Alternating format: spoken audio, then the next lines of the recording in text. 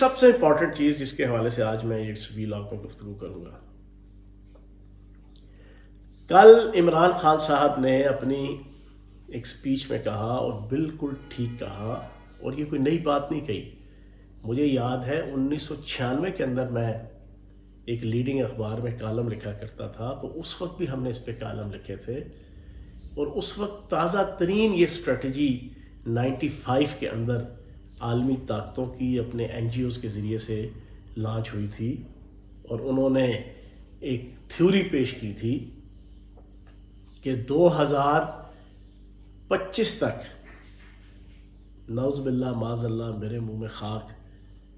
उन्होंने जनाब एक थ्योरी पेश की थी एक NGOs ने अमेरिका की,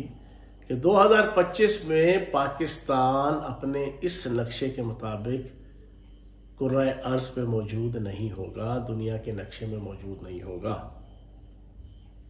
ये एक बड़ी थ्योरी आई थी, उसके ऊपर फिर बड़े लोगों ने जनाब कालम भी लिखे थे। उस वक्त TV चैनल्स तो होते नहीं थे, लेकिन जब TV चैनल्स आए तो इस इशू के ऊपर बात करना शुरू की, तो जो एक हथकंडा होता है आलमी इस्टेब्लिशमेंट का, आलमी ताकतों का और पाकिस्तान की मुल्क दुश्मन ताकतों का, कि वो हर वो चीज़ कि जिसमें उनकी साजिश बेनकाब हो, ये कहते हैं ये जी कॉन्स्पायरेसी थ्योरी है, ये तो कॉन्स्पायरेसी थ्योरी है। उनकी जितनी इंस्टॉलेशंस हैं मीडिया के अंदर, तज्जिया निगार, एंकर, TV चैनल्स, अखबारात के अंदर, ब्यूरोक्रेसी के अंदर, अदारों के अंदर, सियासत के अंदर, हर जगह पे जो उनके टाउट्स बैठे होते हैं, उनके एजेंट्स बैठे होते हैं, वही चीज़ कहते हैं यार ये तो सिर्फ कॉन्स्पायरेसी थ्योरी है। तो जनाबे वाला, ये मैंने पिछले वीलॉग में भी कहा कि पाकिस्तान का एटमी पावर बनने के बाद ये बड़े शद्दोमद से मुल्क दुश्मन ताकतों की ये प्लानिंग और साजिश है कि पाकिस्तान से लड़ने के बजाय पाकिस्तान को मुआशी तौर पर इतना कमज़ोर कर दो, दिवालिया कर दो, कि उसके बाद फिर उससे उसकी मर्जी के मुताबिक, अपनी मर्जी के मुताबिक उससे मामला तय किए जाए। और सबसे इंपॉर्टेंट मामला एक ही है कि पाकिस्तान को डीन्यूक्लियराइज किया जाए, पाकिस्तान से उसकी एटमी ताकत छीन ली जाए, पाकिस्तान के एटम बम को डिफ्यूज कर दिया जाए। और उसी प्लानिंग के मुताबिक पिछले 25-30 साल से पाकिस्तान को डील किया जा रहा है,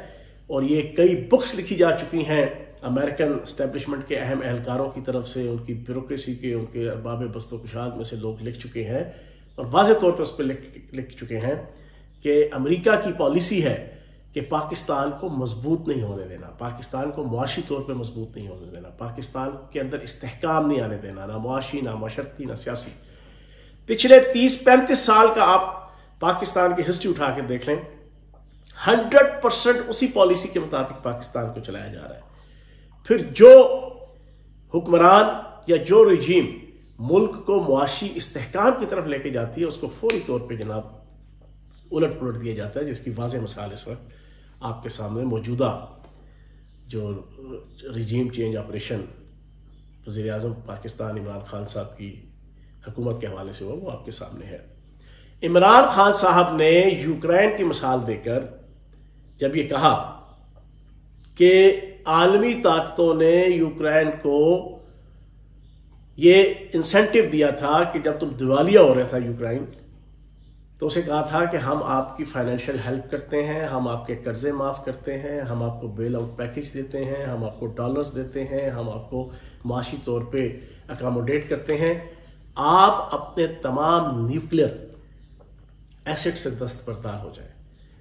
उस वक्त यूक्रेन ने जनाब ये इंसेंटिव और ये एजेंडा कबूल कर लिया था NPT के तहत, और उसके बाद बावजूद इसके कि उसे पता था कि उसके बॉर्डर के ऊपर रशिया एक ऐसा मुल्क और उसका ऐसा दुश्मन मुल्क है कि जो ज्योग्राफिकली, इकोनॉमिकली, फाइनेंशियली और मिलिटेंट पॉइंट ऑफ व्यू से उससे कई गुना बड़ा है,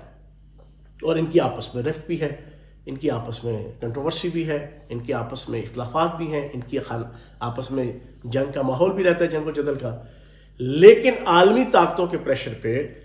मुल्क दिवालिया हो रहा था यूक्रेन के अरबाब बस्तोकुशाद ने और क़यादत ने ये वाला इंसेंटिव कबूल किया और जनाब मुआशी तौर पे पैकेज लिया, अपने तमाम न्यूक्लियर एसेट से और मिसाइल प्रोग्राम से दस्तबरदारी की। आज यूक्रेन की जो हालत है वो आपके सामने है। आज वो जिस किस्म पुरसी का शिकार है वो आपके सामने है। आज वो रशिया के सामने एक भीगी बिल्ली बना हुआ है, वो आपके सामने है। आज जिन लोगों के पीछे उसने रशिया से टकराव ली, उनमें से कोई भी रशिया से टकराने को तैयार नहीं, लेकिन यूक्रेन का बेड़ा गर्क और सत्यानाश कर गया, उसकी आवाम का भी और उसका भी। इमरान खान साहब ने जो इस वक्त पाकिस्तान को दिवालिया करने की आलमी साजिश है, जिसके तहत इमरान खान साहब की हुकूमत और पीटीआई की हुकूमत को चेंज किया गया, इन चोरों, लुटेरों, नकम्मों, नौसरबाजों और इन करप्ट लोगों को, इन क्राइम मिनिस्टर को, इन आदि काबीना के जो मुल्जिम और मुजरिम है, उनके खिलाफ, उनको इक्तदार में जो लाया गया है, बुनियादी तौर पे एजेंडा यही है कि वो पाकिस्तान की जो इकोनॉमिकली स्टेबल था, अब कल की रिपोर्ट ये है कि 11 महीनों में पाकिस्तान की इस फाइनेंशियल ईयर में 5,380 अरब रुपए का जनाब टैक्स कलेक्ट हुआ है, और 12 महीने जब पूरे हो जाएंगे ये तकरीबन 5,800 अरब के करीब, उससे ज्यादा होगा।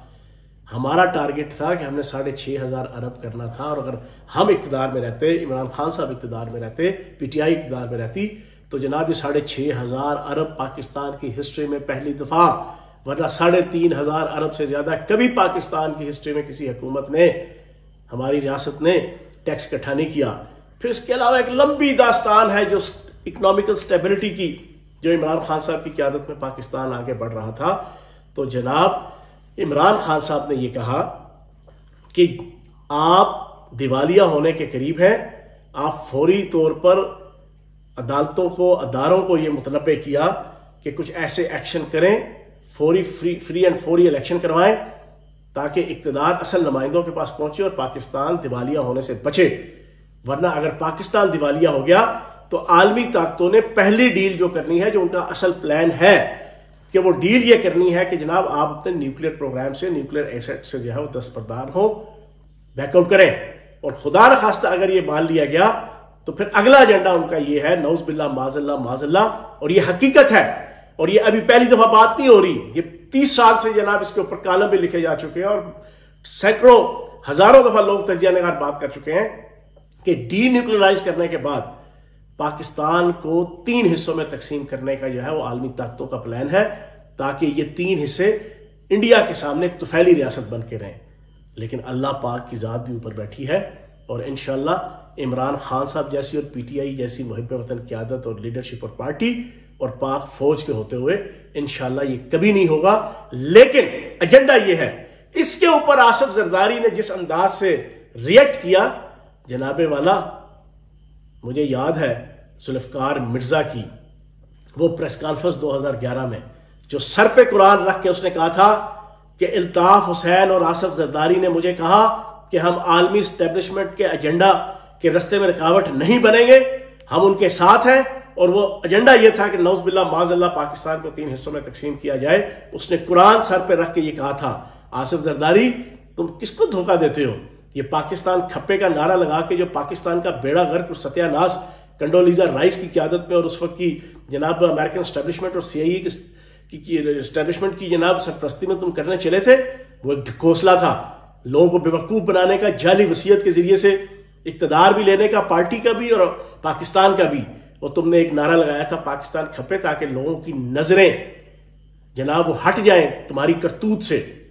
तुम्हारे प्लान से। और फिर जो 12 साल यहां पाकिस्तान खपे हुआ था वो सारी दुनिया ने देखा था, जो आज तक हम भुगत रहे हैं। तो जनाब जरदारी साहब, आप बढ़ बढ़ के और चढ़ चढ़ के इसके ऊपर जो आज बयानबाजी आपने की है ना कि इमरान खान के खिलाफ बगावत का मुकदमा और फला, इमरान खान ने मुतनब्बा किया है पाकिस्तान की आवाम को भी, रियासती अदारों को भी, अदालतों को भी, कि ये जो मुल्क को दिवालियापन की तरफ ले जाया जा रहा है, हस्ती बस्ती हुकूमत जो पाकिस्तान को टैक्स कलेक्शन से लेके, एक्सपोर्ट लेवल से लेके, इंपोर्ट लेवल से लेके, फॉरेन रेमिटेंस से लेके और फॉरेन डायरेक्ट इन्वेस्टमेंट से लेके और हर किस्म की माइक्रो मैक्रो इंडिकेटर्स को बेहतरी की तरफ ले जाने की तरफ लेके जा रही थी, उसको हटाकर इन चोरों लुटेरों के जरिए से जो मुल्क का इकोनॉमिकल दिवालिया हो रहा है, उसके पीछे एजेंडा